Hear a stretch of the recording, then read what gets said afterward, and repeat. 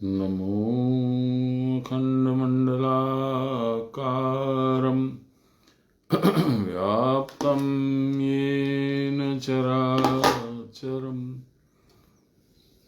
तत्पदं दर्शितं येन तस्मै श्रीगुरवे नमः। ध्यानमूलं गुरोर्मूर्ति पूजामूलं गुरोर्पदं मन्त्रमूलं गुरोर्वाक्यं मोक्षमूलं गुरोर्कृपाम् ब्रह्मानन्दं परमसुखदं केवलं ज्ञानमूर्तिं द्वन्द्वातीतं गगनसदृशं तत्त्वमस्यादिलक्ष्यम् एकं नित्यं विमलमचलं सर्वदा साक्षिभूतं भावातीतं त्रिगुणरहितं सद्गुरुं तं नमामि, सद्गुरुं तं स्मरामि, सद्गुरुं तं भजामि। नमो ब्रह्मण्यदेवाय गोब्राह्मणहिताय च जगद्विताय श्रीकृष्णाय गोविन्दाय नमो नमः। मूकं करोति वाचालं पंगुं लंघयते गिरिं यत्कृपातमहं वन्दे परमानन्दमाधवं। नमो श्री ब्रह्म विद्यां योगशास्त्रे नमः। श्री गुरुचरणकमलेभ्यो नमः। श्री कृष्णाय नमः।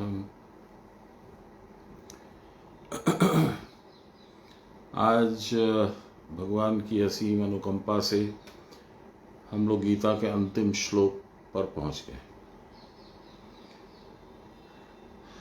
यात्रा यहाँ समाप्त नहीं है, यात्रा अनवरत चलती रहनी चाहिए, ऐसा हम लोगों ने शपथ भी ली है गुरु के समक्ष। और ये सपक्ष में शपथ में हमने ये दोहराया है कि मैं आजन्म रोज एक श्लोक गीता पढ़ूंगा कम से कम। इस गीता को पढ़ने का लाभ क्या है और पढ़ के क्या होता है? मैं बहुत बार से, कुछ महीनों से गीता पाठ के दौरान एक फ्रेज का व्यवहार करता हूं, मनसा वाचा कर्मणा। तो मन और वचन पर बहुत कुछ दिव्यता लाने का काम करती है गीता। सोच बदलती है, भविष्य के बारे में जो हम लोग हर समय आक्रांत रहते हैं, क्या होगा कैसे होगा, उससे निश्चिंत होने के लिए कहती है गीता। गीता हमको अपने जीवन जीने की पद्धति सिखाती है। और ये भी आप लोगों को मालूम है, हम लोगों को सबको मालूम है कि गीता समग्र शास्त्र भंडार जो सनातन धर्म के पास है उसका निचोड़ है। It is a condensation of the entire wisdom contained in all our scriptures. तो गीता बहुत पावरफुल है ग्रंथ।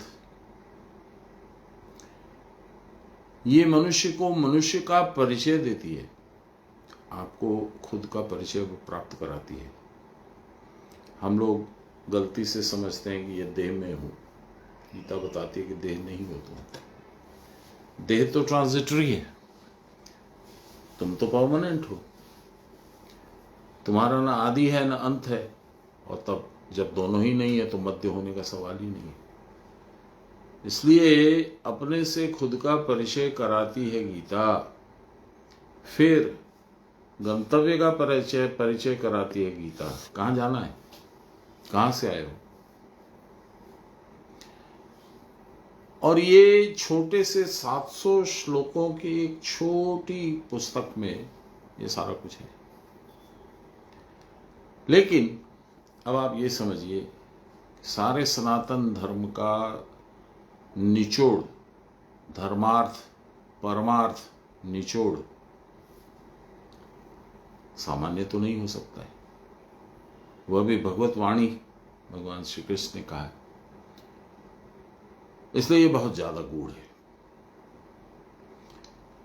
और एक और बात है कि मनुष्य जो है अपने अपरिपक्व इमैच्योर विचारों से अर्थ का अनर्थ बना लेता है। तो गीता में जो लिखा है, या कुछ लोगों ने जो हिंदी में ट्रांसलेट किया है, उसमें कहीं कहीं ऐसी विडंबना हाजिर हो जाती है। अब जैसे कि एक छोटा शब्द है कर्म। हम लोग जानते हैं कर्म माने हमारा डेली का रूटीन जो है, हमको सुबह उठना है, तैयार होना है, ऑफिस जो जाने वाला वो ऑफिस जाएगा, जो नौकरी पेशा है वो नौकरी पे जाएगा, जो फैक्ट्री चलाता है वो फैक्ट्री जाएगा। इसको सामान्य रूप में हम लोग कर्म समझते हैं। और कर्म योग में भगवान ने बताया कर्म क्या है। उन्होंने 3 संज्ञाएं दी, 3 तरह के कर्मों की। एक दिया कर्म, दूसरा दिया अकर्म, तीसरा दिया विकर्म। ये कभी जीवन में हम लोगों ने सोचा ही नहीं था कि ऐसा भी कुछ हो सकता है।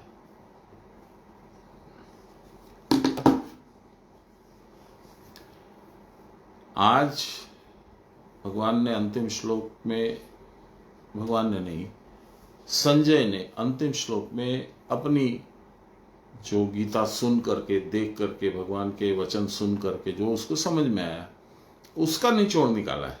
उसका निचोड़ क्या है? वो कहते हैं, यत्र योगेश्वर कृष्णो यत्र पार्थो धनुर्धर। जहां भगवान श्री कृष्ण है तत्, और जहां अर्जुन है पार्थ, धनुर्धर साधन करने वाला। धनुर्धर मतलब हम लोग समझते हैं बोज एंड एरोस, जी नहीं। धनुर्धर मतलब साधन करने वाला, साधक। जहां भगवान को सामने रख करके साधन किया जाता है, तत्र श्रीर विजयो भूतिर ध्रुवा नीतिर मतिर मम। वहां राजलक्ष्मी विजय। ये राजलक्ष्मी क्या है और विजय क्या है? विजय है आपके अपने इंद्रियों द्वारा मचाए जा रहे, मन और अहंकार इंद्रियों के द्वारा मचाए जा रहे उत्पात का अंत। वही तो कौरव है। और राज्य लक्ष्मी क्या है? तब आप राजा बन जाओगे। आपका शरीर जिस पर आपको इतना मोह था, इतना नाज था, वह संपूर्ण भगवत चरणों में समर्पित हो जाएगा। आप उसके राजा हो जाओगे। रविन्द्रनाथ टैगोर का लिखा वो भजन है, मैं बहुत बार सुनाता हूँ, मुझे बहुत अच्छा लगता है। ओ गो महाराज बड़ो भय भय। महाराजा यहाँ शायद रविन्द्रनाथ टैगोर बोल रहे हैं अपने गुरु को, या शायद भगवान को, मुझे नहीं मालूम। दोनों में मुझे कोई अंतर नहीं लगता है। ओ गो महाराज बड़ो भय भय। मुझे बहुत डर लग रहा था। क्यों डर लग रहा था?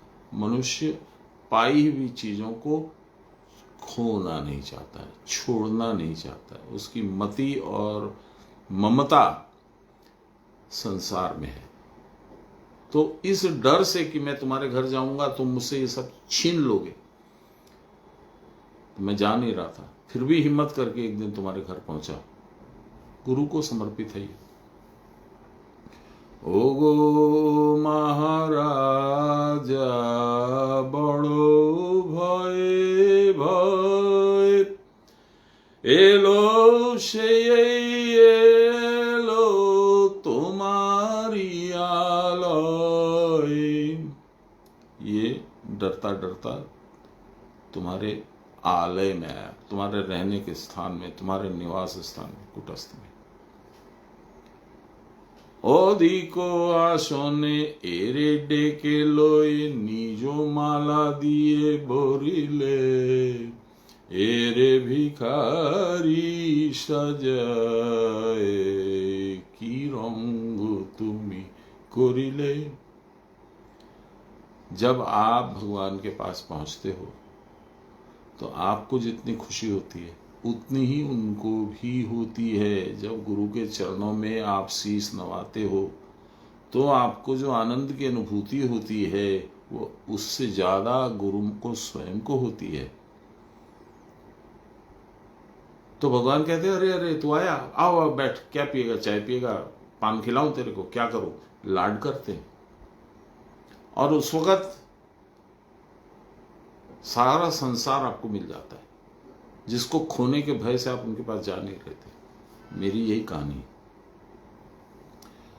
तो कहते हैं कि वहां श्री लक्ष्मी और अभ्युदय, उत्तरोत्तर वृद्धि, वृद्धि माने यहां आना और ऊपर जाना, अखंडित अव्यभिचारी न्याय वर्तमान है,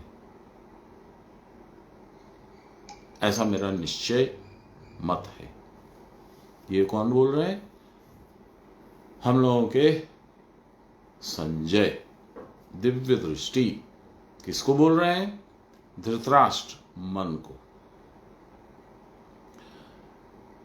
तो ये सारी जो यात्रा है गीता की, बाबा की ऐसी विशेष कृपा है कि जब से उनके संपर्क में आया हूं, फिर गीता पाठ करीब करीब रेगुलर ही हुआ है 96 से अभी तक। तो समझो आप 28 साल। 2-4 दिन इधर उधर गया तो छूट गया बस। तो क्यों ऐसा, इसकी आवश्यकता क्या है? हम नहीं आएंगे यहां पे तो क्या हो जाएगा? हम नहीं पाएंगे गुरु के चरणों का ठोर तो क्या हो जाएगा? इसको क्या मुझे बताने की जरूरत है? इतनी बार हम लोग गीता सुन चुके हैं, फिर भी इसको बताने की जरूरत है? फिर कुछ नहीं होगा। पुनरअपि जन्मम पुनरअपि मरणम भज गोविंदम मूढ़मते। बार बार उसी साइकिल में फंसे रहोगे, घूमते रहोगे, आते रहोगे, जाते रहोगे, आवागमन होता रहेगा। Nobody wants that. एक जमाना था 40 साल में रोज बोकारो जाता था। 150 किलोमीटर की रनिंग होती थी मेरे बोकारो जाने आने घूमने वहां पे लोकल में, इंक्लूडिंग हॉलीडेज। यदि हॉलीडेज को एक्सक्लूड कर दीजिए, जब कभी कभी नहीं भी जाता था तो शायद 200 किलोमीटर पहुंच जाएगा। क्या मिला? कुछ नहीं मिला। मैंने बहुत पैसा कमाया, नाम कमाया, उस नाम का भी कोई पैसा मूल्य नहीं है, और पैसे का तो कोई मूल्य होता ही नहीं है। हम लोग आते हैं जन्म में खाली हाथ, लड़ते हैं, लड़के बहुत कुछ इकट्ठा करते हैं, और जाते हैं तो फिर खाली हाथ। जो सारा कुछ इकट्ठा किया था वो छोड़ के जाना पड़ता है, कुछ भी साथ नहीं जाता है। लोग कहते हैं कफन में कोई पॉकेट तो होती नहीं है, कफन में लिपट के आप जाते हो तो यहीं जल जाता है सब कुछ।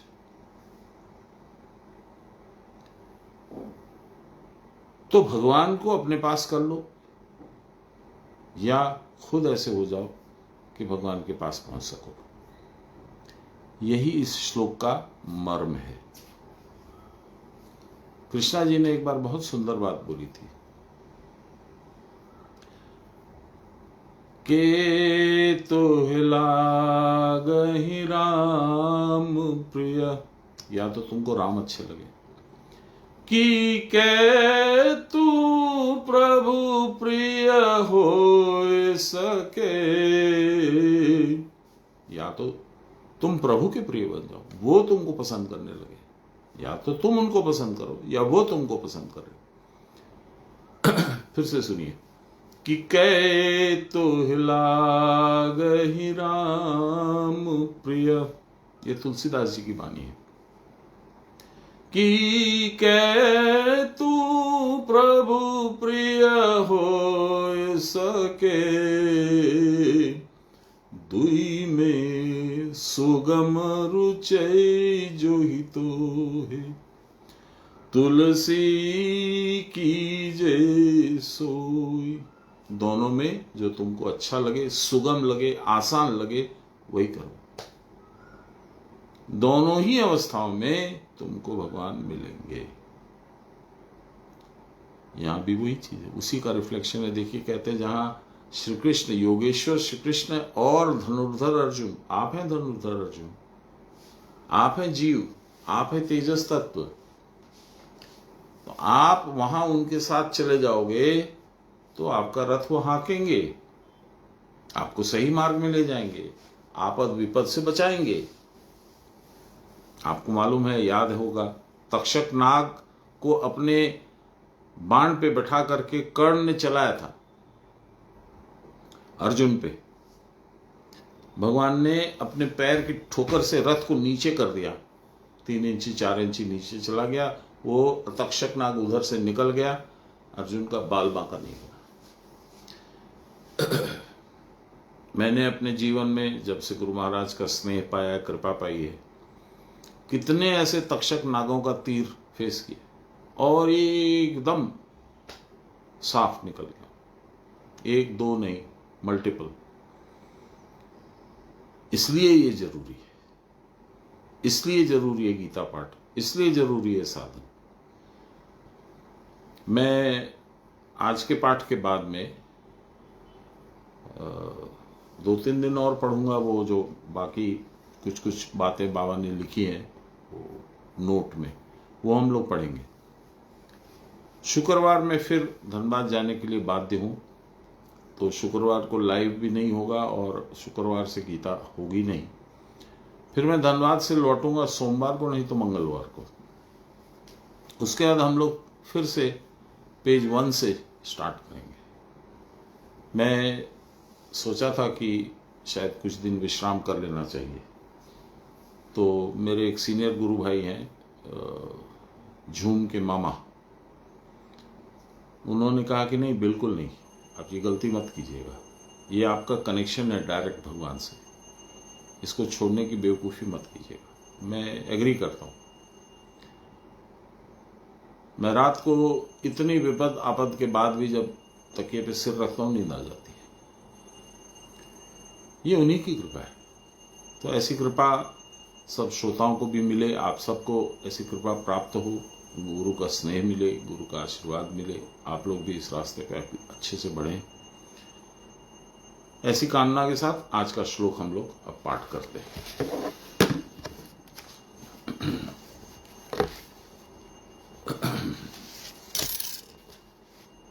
यत्र योगेश्वर कृष्णो यत्र पार्थो धनुर्धरम् तत्र श्रीर्विजयो भूतिर्ध्रुवा नीतिर्मतिर्मम। इति श्रीमद्गीता भगवद्गीता सुपनिषत्सु ब्रह्म विद्यायां योगशास्त्रे कृष्णार्जुन संवादे मोक्ष योगो नाम 18 अध्यायः। इसको सुंदर उपनिषद, सुपनिषद कहा गया। जहां जिस पक्ष में योगेश्वर श्री कृष्ण है और जहां धनुर्धर पार्थ हैं, वहां श्री राज लक्ष्मी विजय, अभ्युदय और उत्तरोत्तर वृद्धि होगी ही, अखंडित या अव्यभिचारी न्याय के साथ। ऐसा मेरा निश्चय मत है।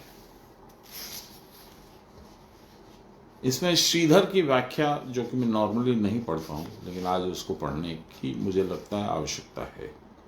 श्रीधर स्वामी बहुत बड़े टीकाकार थे और सान्याल महाशय काफी उनका उद्धरण किए। हर एक श्लोक के साथ श्रीधर का वाक्य है।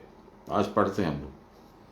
अतः त्वं पुत्राणां राज्यादिशांकां प्ररित्यज्य इत्याशयेन आह यत्रेति यत्र येषां पक्षे योगानां श्रीकृष्णो वर्तते यत्र च पार्थो गाण्डीव धनुर्धर तत्रैव श्रीलक्ष्मी तत्रैव विजय तत्रैव च भूति उत्तरोत्तर विभव दिनश्च नीति न्यायो अपि तत्रैव ध्रुवा निश्चिता इति सर्वत्र संधयत इति ममैव मति निश्चयः। अत इदानीमपि तावत् सुपुत्र त्वं कृष्णं शरणम् उपेत्य पांडवान् प्रसाद्य सर्वस्वं तेभ्यो निवेद्य पुत्र प्राण रक्षां कुरु इति भावः। भगवत भक्ति युक्तस्य तत्प्रसादात्मबोधतः सुखम बंध विमुक्ति स्यादीति गीत्यार्थ संग्रह। जो मैं अभी बोल रहा था वो बात संस्कृत में भगवान बोल रहे हैं। क्या बोल रहे हैं? भगवत भक्ति युक्तस्य, गीता में भगवत भक्ति भरपूर है। तत्प्रसादात्म बोधतः, उनके प्रसाद से आत्मा का बोध होता है। सुखम बंध विमुक्ति, सुख से मोक्ष मिलता है। स्यादीति गीतार्थ संग्रह, इसीलिए गीता का संग्रह किया भगवान ने। तथा ही पुरुष पर पार्थ भक्त्या लभेस्तन्यया भक्त्या त्वनन्यया शक्य अहमेवम्ब विधो अर्जुन इत्यादो भगवत भक्ति मोक्षम प्रति साधकत्व मत्व श्रवणात् तदेकांत भक्तिरेव तत्प्रसादोत्थ ज्ञानान वांतर व्यापार मात्र युक्ता योक्ष हेतुरीति स्फुटं प्रतीयते ज्ञानस्य च भक्त्या अंतर व्यापार त्वमेव युक्तम। इसका फिर कहते हैं तेषां सतत युक्तानां भजतां प्रीतिपूर्वकं ददामि बुद्धि योगम तम येन मामुपयान्ति ते मद्भक्त एतविज्ञाय मद्भावायोपपद्यते। तेषां सतत युक्तानां, जो मेरे से हर समय सतत ऑल द टाइम जुड़ा रहता है, मेरे से अलग नहीं होता है। भजताम प्रीतिपूर्वक, और मेरा भजन करता है प्रीतिपूर्वक। साधन ददामी बुद्धि योगम, उसको मैं बुद्धि योग ऐसा देता हूं तम येन मामुपयान्ति ते, वो मुझे ही मिलेगा, फिर मैं उसको ही मिलूंगा।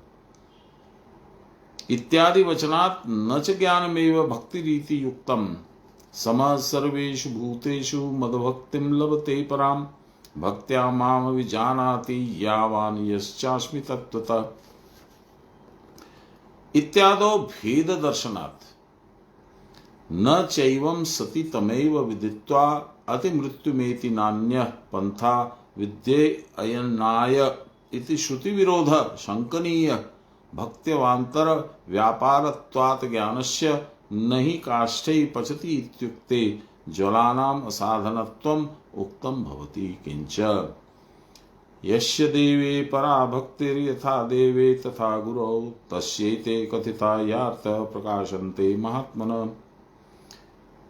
देहान्ते देवः परम ब्रह्म तरकं व्याचेष्ट यमे वैश्य वृणुते तेन लभ्या इत्यादि श्रुति पुराण वचनानि एवं सति समंजसानि भवन्ति तस्मात् भक्तिरेव मोक्ष हेतु रीति सिद्धम। यही तरीका है मोक्ष पाने का। शॉर्ट में बोल रहा हूं मैं। अब इसका अनुवाद सुनिए। हे धृतराष्ट्र, हे राजन, आप अपने पुत्रों के पक्ष में राजादि प्राप्त की आशा का परित्याग कर दीजिए, छोड़ दीजिए।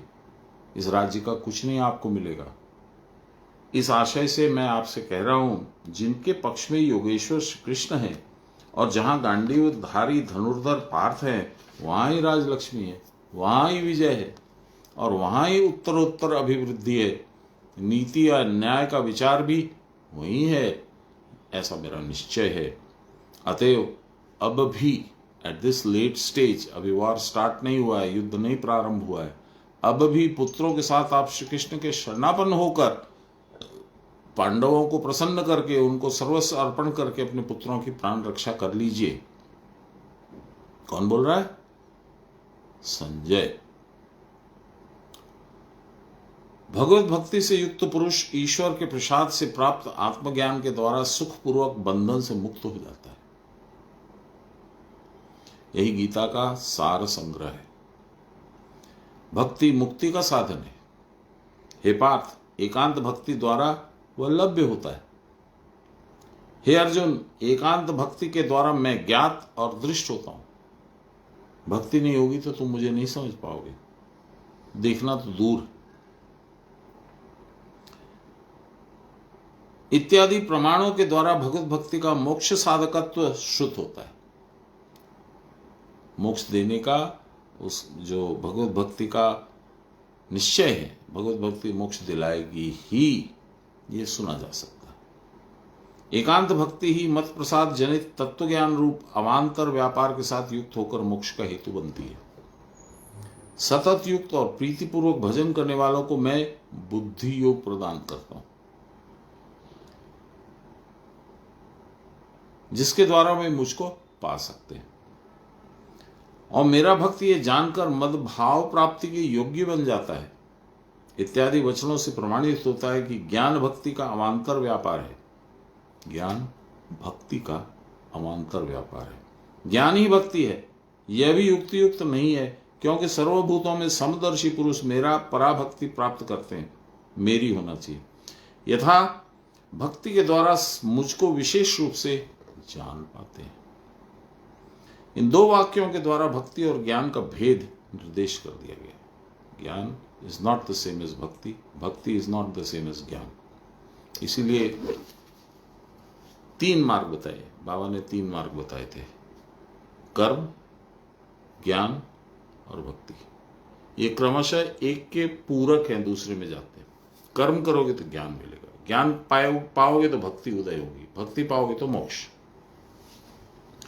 तो मोक्ष के रास्ते के लिए 3 अलग अलग पथों का अवलंबन करना पड़ता है।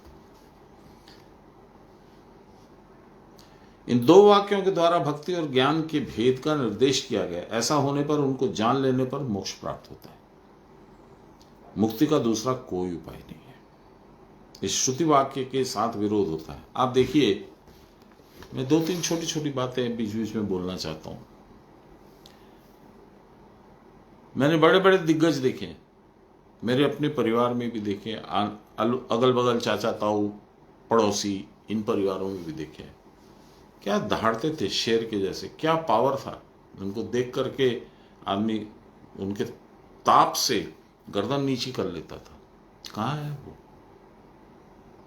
उनका परिवार बिखरा हुआ है। उनको खुद को जो जीवित है, उनको अपने पूरे देह का स्वामित्व तो नहीं है, कंट्रोल नहीं है। जो गए वो तो गए।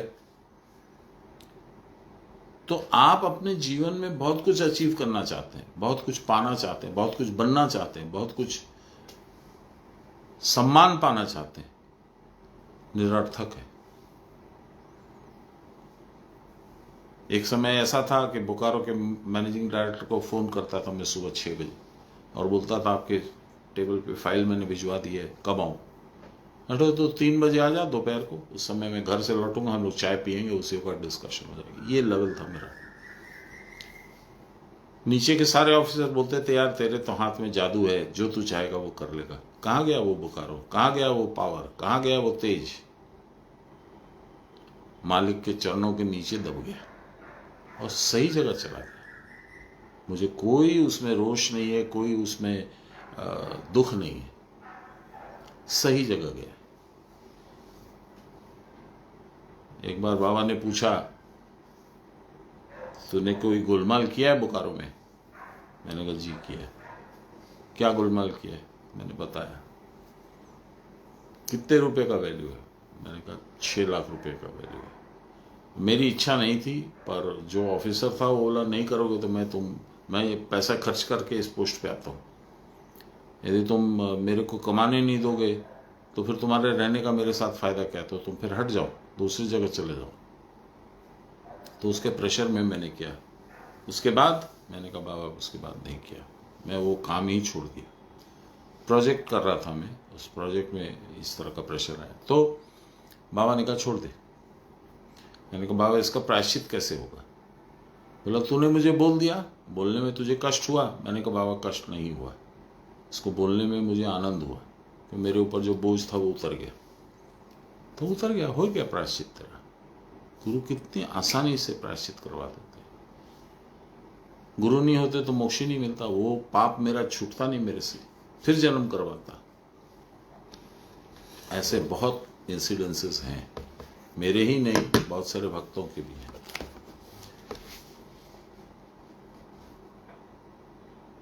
काष्टे पचती, काष्ट के द्वारा पाक करता है।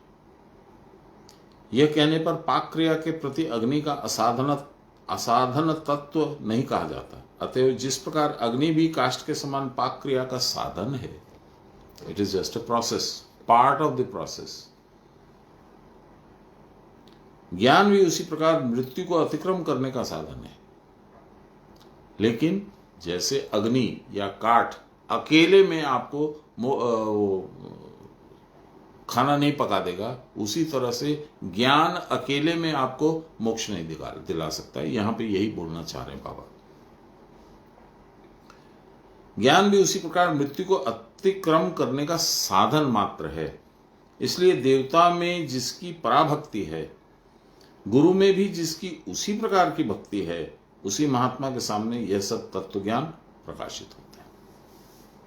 देहांत होने पर देवता इष्ट देव तारक ब्रह्म का उपदेश करते हैं और जिसके ऊपर भगवान कृपा करते हैं उसके द्वारा ही वल्लभ्य होते हैं। इत्यादि श्रुति स्मृति और पुराणों के वाक्यों का सामंजस्य है। अतः यह सिद्ध हुआ भक्ति ही मोक्ष का हेतु है। उन्हीं के प्रदान की हुई बुद्धि के द्वारा उन्हीं की गीता की विवृति सुबोधनी टीका की गई है। उसके द्वारा परमानंद माधव प्रसन्न हो, भगवान प्रसन्न हो। उस परमानंद की श्रीपाद पद्मों के पराग की शोभा को धारण करने वाले श्रीधर स्वामी यति के द्वारा यह सुबोधनी टीका संपन्न हुई। इसमें आध्यात्मिक व्याख्या इस श्लोक की सान्याल बाबा ने कुछ नहीं करी है। श्रीधर स्वामी की जो कमेंट्री है वही बस रखी है। गुरु कृपा रूपी अमृत दृष्टि के बिना अपने प्रागल्भ के बल से भगवत गीता का आलोड़न कर तत्व ज्ञान की प्राप्ति नहीं हो सकती। कौन बोल रहा है? परम ज्ञानी, ब्रह्म ज्ञानी, तत्वदर्शी, परात्पर गुरु भूपेन्द्रनाथ सान्याल महाशय बोल रहे हैं कि मेरे गुरु के आशीर्वाद के बिना यह संभव नहीं था।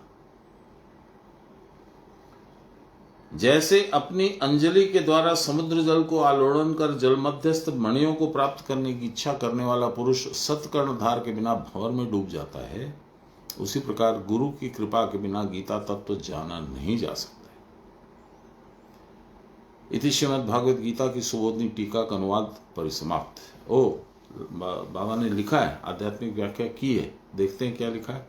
छोटा सा आध्यात्मिक व्याख्या। कृष्ण जिस ओर हैं उस ओर जय है, अर्थात कुटस्थ की ही जय है। लहरी माशा का वक्तव्य एक लाइन में समाप्त। मनुष्य देह भाव शरीर के भाव में मत होकर जितना ही उनको भूल रहे हैं भगवान को, एक न एक दिन देहातीत कुटस्थ चैतन्य की ओर उसकी दृष्टि पड़ेगी। एक दिन आएगा जब वह सब भूलकर प्रकृति के सुदृढ़ वेस्टर्न माने पकड़, अवलंबन, एम्ब्रेस, प्रकृति के सुदृढ़ वेस्टर्न को लांग कर परमात्मा के सन्निधान में उनके चरण प्रांत में आकर मिल जाएगा।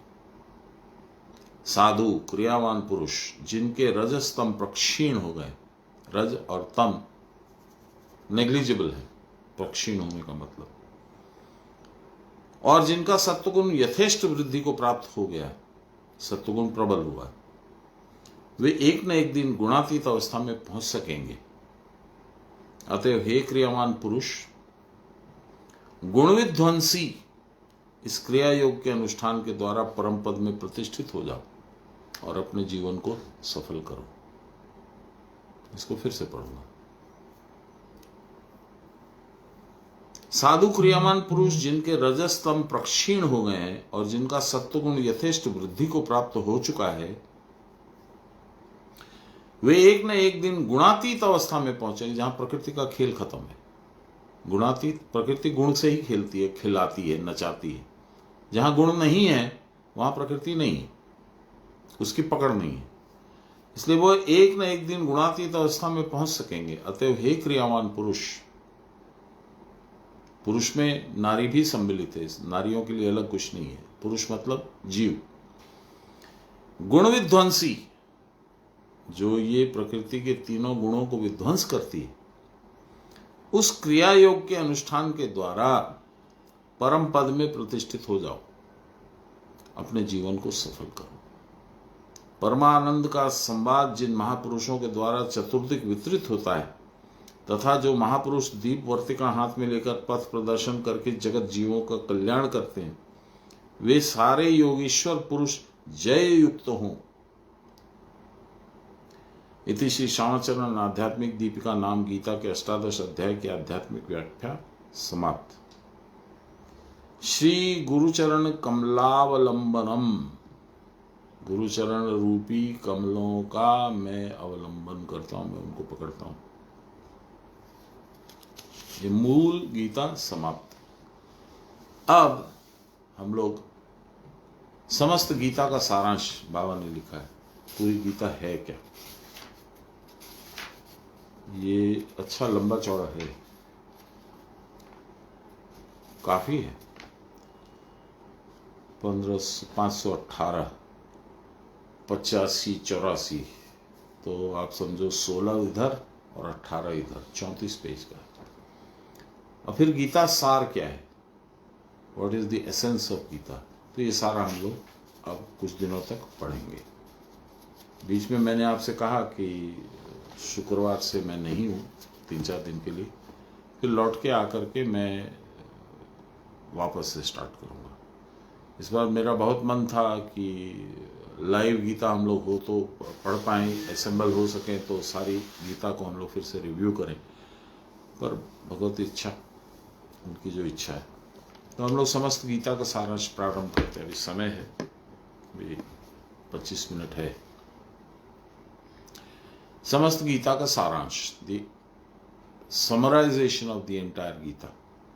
अब आप देखिए, विडंबना देखिए, समस्त सार ग्रंथ जितने हैं सनातन धर्म के, उनका सारांश है गीता। और यहां हम लोग क्या पढ़ रहे हैं? गीता का सारांश है ना। मजेदार बात, भक्ति या श्रद्धा के बिना योगाभ्यास में प्रवृत्ति नहीं होती। भक्ति और श्रद्धा, श्रद्धा माने फेथ, भक्ति माने इंग्लिश में वर्ड मुझे नहीं मालूम, भक्ति का मतलब डिवोशन होगा, डिवोशन एंड फेथ। योगाभ्यास में प्रवृत्त पुरुष के प्राण, मन और बुद्धि स्थिर होते हैं। स्थिर मन में ही आत्मा सर्वापेक्षा प्रियतम जान पड़ता है। मन ही अस्थिर होगा तो कुछ समझ में भी नहीं आएगा, कुछ कर भी नहीं पाओगे। भक्ति के द्वारा यह धारणा दृढ़ हो जाती है कि भगवान या आत्मा के बिना हमारा अस्तित्व नहीं है। हमारे प्रभु ही सर्वभूतों में अधिष्ठित है। Is guiding us like the charioteer that Shri Krishna was. जैसे वो रथ चलाते थे, वैसे हमारा सबका रथ श्री कृष्ण ही चलाते हैं आत्मा रूप में। इस प्रकार की धारणा के फलस्वरूप विश्व के सब पदार्थों में उनकी धारणा करना संभव है। Is present in every little atom of the entire world. भगवान का विश्व रूप दर्शन होने पर पृथक रूप में जगत की वस्तुओं या देहादि में फिर वैसी आसक्ति नहीं रह जाती। इस अवस्था में सर्व विषयों में निर्लिप्तता उदित होती है।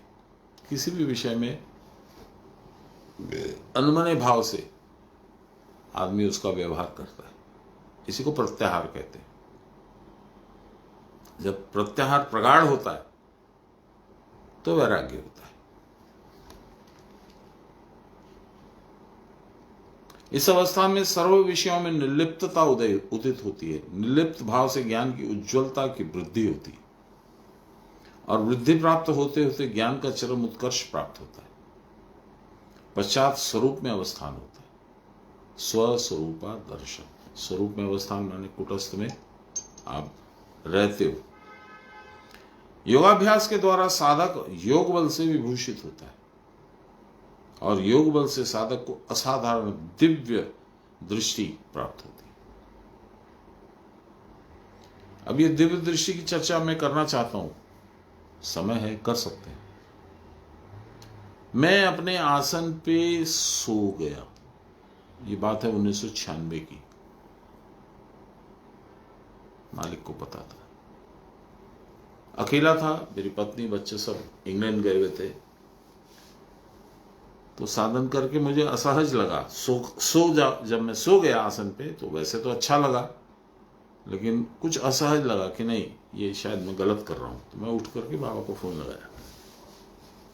पहला सेंटेंस उनका, जानो जीते आजकल ना लोकेरा आसने ऊपरे घूमे, लोग आजकल आसन पे सो जाते।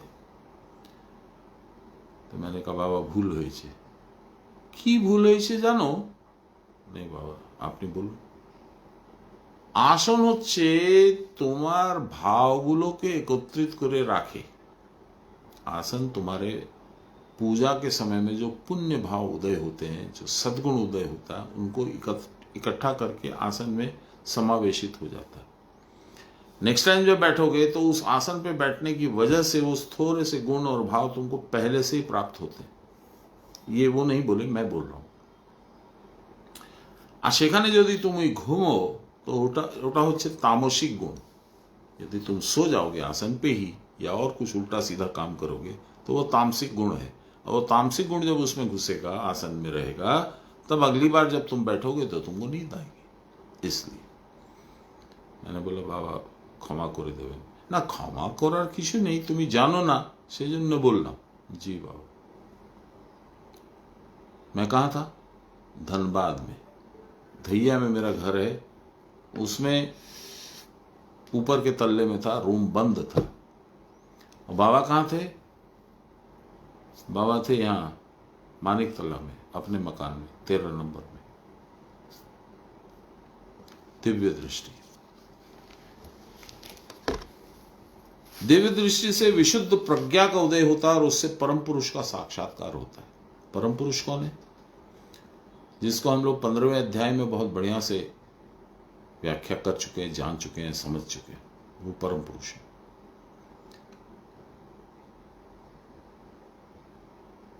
पुरुष दर्शन के बिना देहात्म भावना निवृत्त नहीं होती। उनका दर्शन मिलने से मैं ये देह हूं, ये भाव समाप्त नहीं होता, ये हमारे अंदर बना ही रहता है भ्रम। पुरुष का ज्ञान होने पर भगवान वासुदेव की माया शक्ति का प्रकृत स्वरूप अवगत हो जाता है, और जीव जो भगवान के साथ अभेद भाव से संबद्ध है, उसका ज्ञान भी साधक को हो जाता है। मतलब समझे? पुरुष का ज्ञान होने पर भगवान वासुदेव की माया शक्ति का प्रकृत स्वरूप अवगत होता है। माया कैसे खेल करती है, कैसे करती है? जो तुम्हारा है नहीं उसको तुम्हारा बता के तुमको उसमें फंसा देती है। माया तो यही करती है। और जीव जो भगवान के साथ अभेद भाव से संबद्ध है, भगवान तुम्हारे रूप, तुम्हारे शरीर के अंदर में कहां कहां है?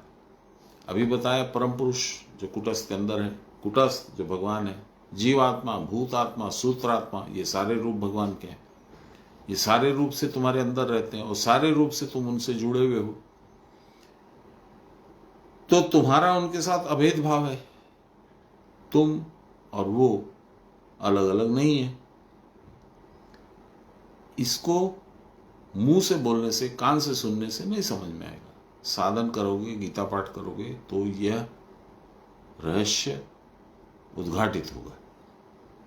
इस ज्ञान के द्वारा ही विष्णु का परम पद प्राप्त होता है।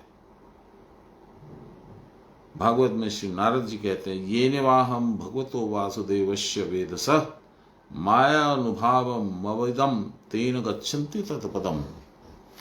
जिस भगवत तत्व ज्ञान के द्वारा विश्वव्यापी वासुदेव के माया के प्रभाव को मैंने जाना है। किसने? नारद ने। उसी ज्ञान के द्वारा विष्णु के परम पद का साक्षात्कार होता है। परंतु जब तक माया उपरत नहीं होती, तब तक जीव अपने को संपन्न नहीं समझ सकता। माया के निवृत्त होने पर साधक समझ पाता है कि किस प्रकार भगवान के अचिंत्य माया शक्ति के प्रभाववश पुरुष के कारण सूक्ष्म स्थूल देह में प्रकृति का आविर्भाव और उसका क्रमशः विकास होता है। ये अब सारी बात हो रही है अध्याय 13 और 14 की। गुणत्रय के विविध संयोग से यह अनंत रूप में जगत प्रस्फुटित होता है। अध्याय 14। यह वस्तुतः एक के ही विविध परिणाम मात्र है। एक कौन है? भगवान। विविध परिणाम मतलब ये रूप, वो रूप, ये पेड़, ये पौधा, ये नदी, ये तालाब, ये ब्रह्म, ये फलाना, ये डिमका, विविध परिणाम। ये बकरी, ये बाघ, ये हाथी, ये घोड़ा। गुणत्रय की कार्य परंपरा से ही ये विविध दृश्य वस्तुएं और पृथक भाव आदि अनुभूत होते हैं, परंतु सबका मूल वही एक वस्तु है। कौन? ब्रह्म, आत्मा, परमात्मा, परम पुरुष। और उस एक से ही समस्त वस्तुएं अभिन्न हैं। भेड़, बकरी, बाघ सब अलग नहीं है, वो भी उन्हीं के हैं। जब तक सबके मूल स्वरूप इस एक में हम नहीं पहुंच पाते, तब तक नानात्व दर्शन नहीं होता। तब तक नानात्व दर्शन नष्ट नहीं होता। नानात्व दर्शन अज्ञान का दूसरा नाम है। श्रुति कहती है, ये दे वेह तदमुत्र यदमुत्र तदन्विह मृत्यो स मृत्युमाप्नोति य एवं नाने व पश्यति। कठोपनिषद। अभी शायद पढ़ा भी था हम लोगों ने। जो आत्म चैतन्य इस देहपुर में प्रकाशित है, वही आत्मा प्रकृति की अतीतावस्था में। जो ब्रह्म चैतन्य मायातीत भाव में विराजित है, वही चैतन्य इस देह में है। देखिए, इसको यदि बाबा की भाषा बहुत क्लिष्ट है, इसको समझाने के लिए थोड़ा समय भी लगेगा और थोड़ी मेहनत भी लगेगी, पर बाबा की भाषा समझ जाओगे तो फिर तो पहुंच गए। कबीरदास जी ने कहा है, गुरु की बानी अटपटी। लगेगा क्या बोल रहे हैं, समझ में नहीं आ रहा है। बोले तो कुछ लगा इस तरह का कुछ बोले, पर समझ नहीं आया। गुरु की बानी अटपटी, झटपट लखी न जाए। लखी माने समझी। झटपट लखी न जाए, तुरंत में नहीं समझ में आती, फट करे। बस उन्होंने बोला हम समझ गए, नहीं होता है। गुरु की बानी अटपटी, झटपट लखी न जाए। जो जन झटपट लखी लहे। ऐसे कुछ जन जिनको वो तुरंत समझ में आ जाती है, उनकी भाषा, बाबा की भाषा, गुरु की भाषा, ताकि खटपट ही मिट जाए। संसार में खटपट करता रहता है, पति पत्नी में झगड़ा होता है, बेटे बाप में झगड़ा होता है, नौकर में मालिक में झगड़ा होता है। वो सारी खटपट मिट जाएगी उसकी, गुरु की वाणी समझ लेगा तो। जो आत्म चैतन्य इस देहपुर में प्रकाशित है। पुर माने रहने की जगह, देह माने वो पुर, उदयपुर, जोधपुर, जयपुर, जानते हैं हम लोग। इसमें भगवान रहते हैं। पुरुष का मतलब होता है जो पुर में, यानी देह में शयन किया हुआ है। पुर श माने शयन, रहना।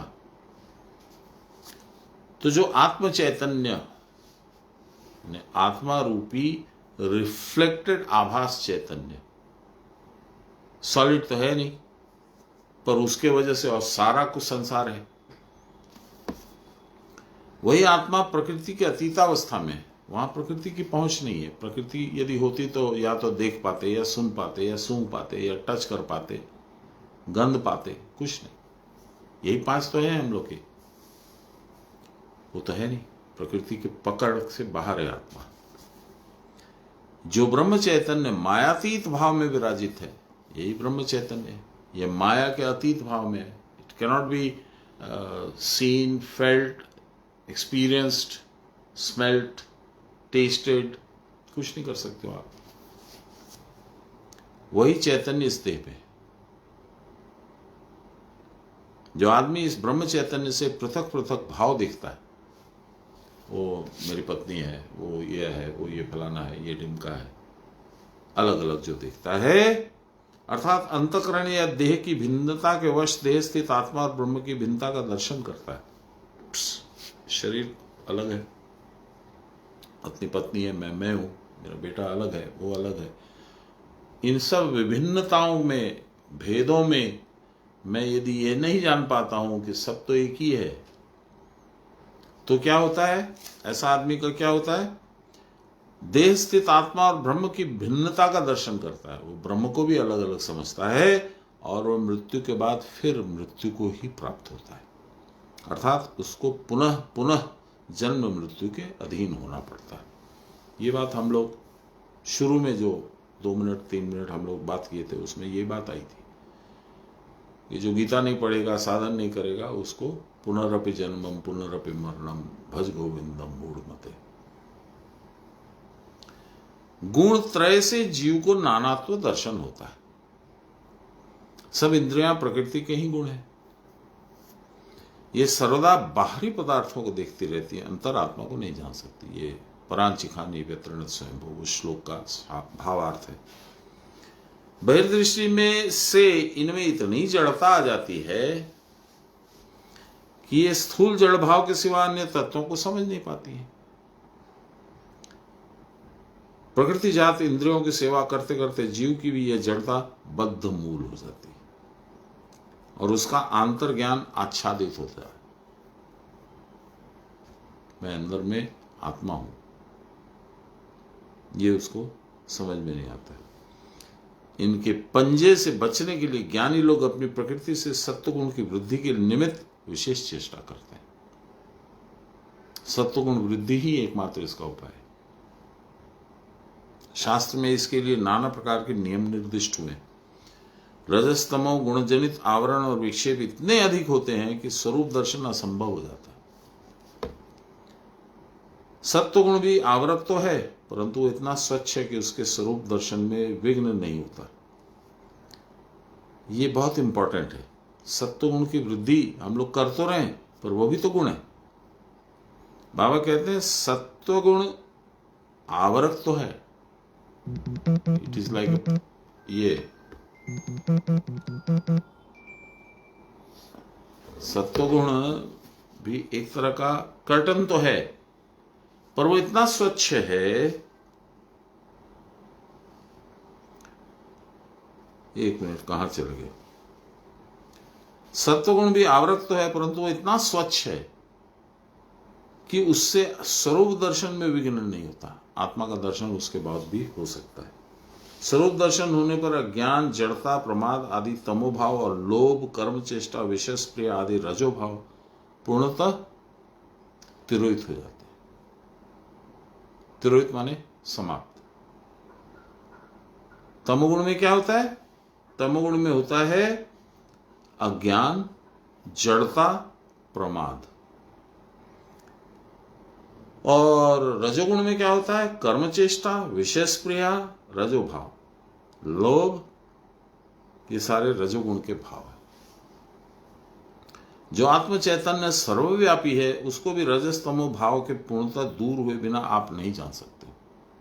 पानी में मीन प्यासी रे, मुझे सुन सुनावत हासी रे। भगवान आपके अंदर है, पर आप उनको सारे तीर्थों में, मंदिरों में ढूंढते फिरते हो। कहाँ है भगवान, कहाँ है भगवान, कहाँ है भगवान? आज मेरे को ना वहाँ बम्बई में कौन सा है वो गणेश जी का मंदिर, वहां गया था मैं। इतना सुंदर दर्शन हुआ। क्या दर्शन हुआ? विग्रह तो तूने देखा, बहुत सजाया हुआ था, बहुत भाव से लोग पूजा कर रहे थे, पर वो क्या दर्शन था? उससे तेरे को क्या मिला नहीं मालूम।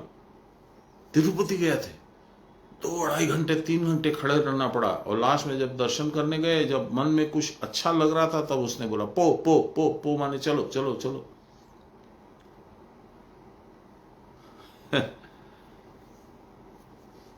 मोको कहां ढूंढे रे बंदे, मैं तेरे पास हूं।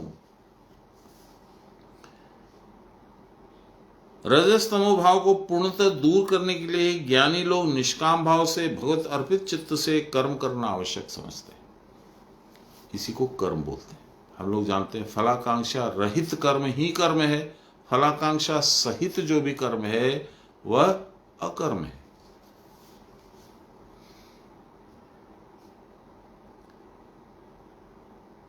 और यह फलाकांक्षा रहित कर्म क्या है? वह है क्रिया।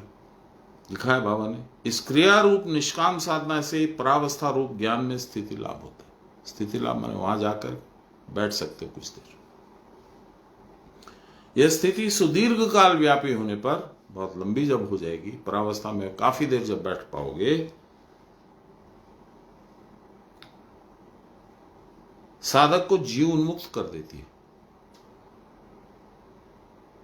जिंदा रहते हुए भी मोक्ष, जैसे हमारे गुरु महाराज थे। योगाभ्यास रूप उपाय के द्वारा ही यह साध्य है, और कोई उपाय नहीं इसको। रजस्तम का बाहुल्य विशुद्ध सत्व का आवरक है। रजस्तम जो है वो सत्य को भी ढक देता है। जब बुद्धि सत्व रजस तम द्वारा अभिभूत नहीं होती, मतलब तीनों गुण जब नहीं है, तब वैशारदी समाधि का उदय होता है।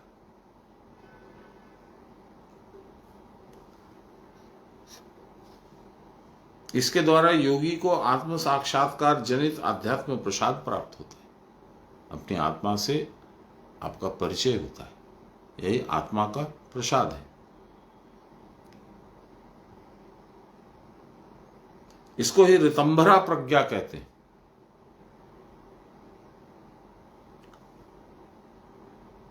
इस प्रज्ञा में मिथ्या का लेश मात्र भी नहीं रहता।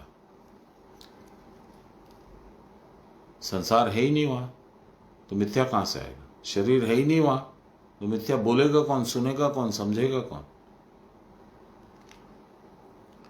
जैसे नदी उत्तीर्ण हो जाने पर, नदी क्रॉस कर जाने पर नौका की कोई आवश्यकता नहीं रहती, उसी प्रकार क्रिया की परावस्था में ज्ञेय परमात्मा के साथ निज आत्मा की अभिन्नता प्रत्यक्षीकृत होने पर फिर क्रिया साधन की आवश्यकता नहीं रह जाती। इसको मैं थोड़ा समझा दूं। क्रिया की परावस्था में ज्ञेय परमात्मा, जिसको जानना है, परमात्मा ज्ञेय, जानने लायक, अवश्य जानने लायक, निज आत्मा मैं, ये मैं नहीं, ये मैं की अभिन्नता, उनमें मेरे में कोई फर्क नहीं है। मैं तो इसको भी जान रहा हूं, उनको भी जान रहा हूं। अब मुझे को ये मालूम हो रहा है कि उनमें और मेरे में कोई फर्क ही नहीं है।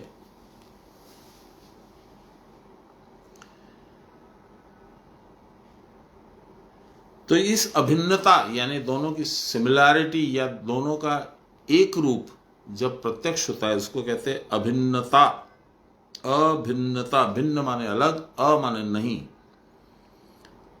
यह जब प्रत्यक्षीकृत होने पर फिर क्रिया साधन की आवश्यकता नहीं रह जाती। जब ये समझ में आ जाता है, समझ में आने का मतलब मौखिक नहीं, मैं बोल रहा हूं आप सुन रहे हैं, ना मुझे समझ में आया ना आपको आया, और यदि आ भी गया तो कन्विंस नहीं है,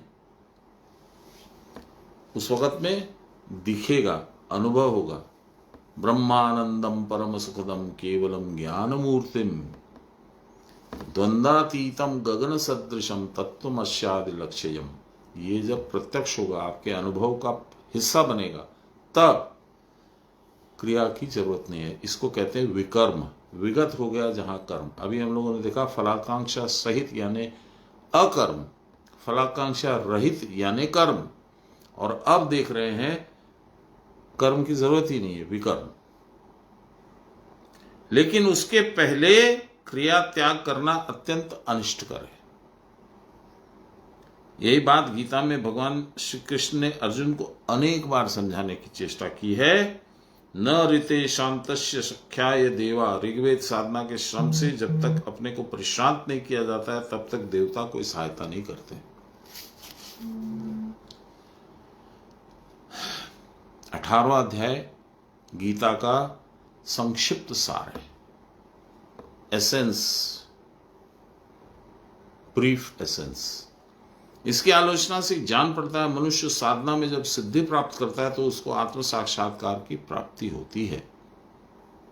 ये कैसे प्राप्त करना चाहिए, इस बात को भगवान ने 18वें अध्याय में 50 से 54 श्लोक तक अर्जुन को समझाया है। पहले स्वकर्म के द्वारा ईश्वर आराधन में रत होने पर भगवत कृपा से साधक का सर्वकर्म त्याग होता है।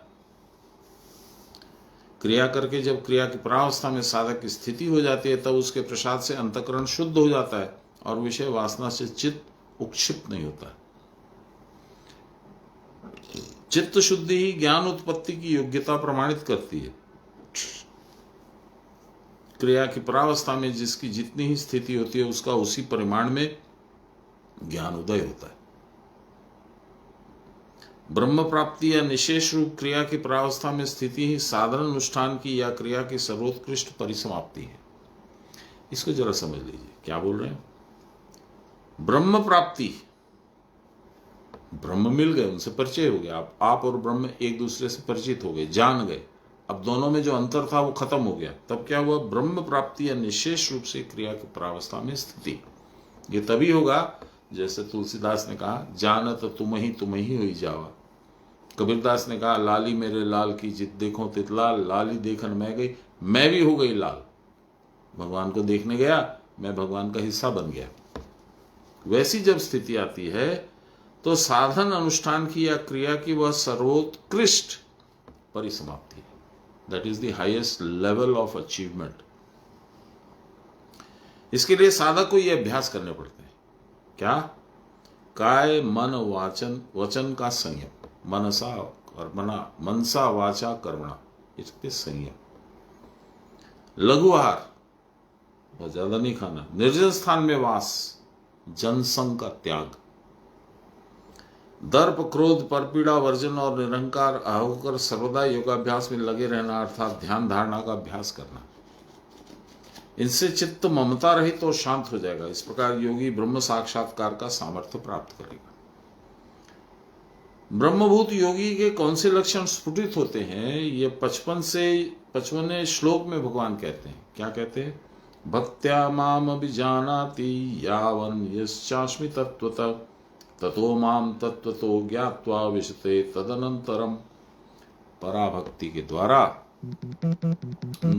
मुझ अखंड आनंद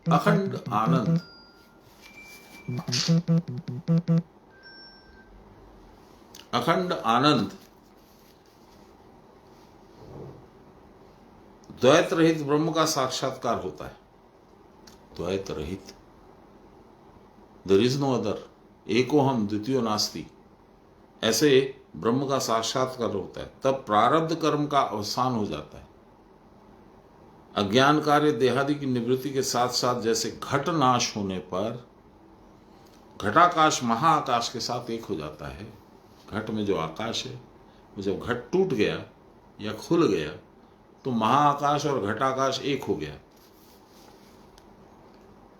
उसी प्रकार उपाधि से मुक्त हुआ साधक आत्माकार में स्थिति में लाभ करते, फिर उसकी कोई उपाधि नहीं रहती। उसको क्या बोलोगे आप?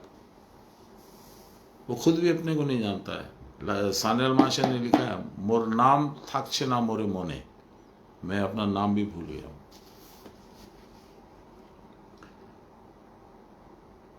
उसी प्रकार उपाधि से मुक्त हुआ साधक आत्माकार में स्थिति लाभ करता है।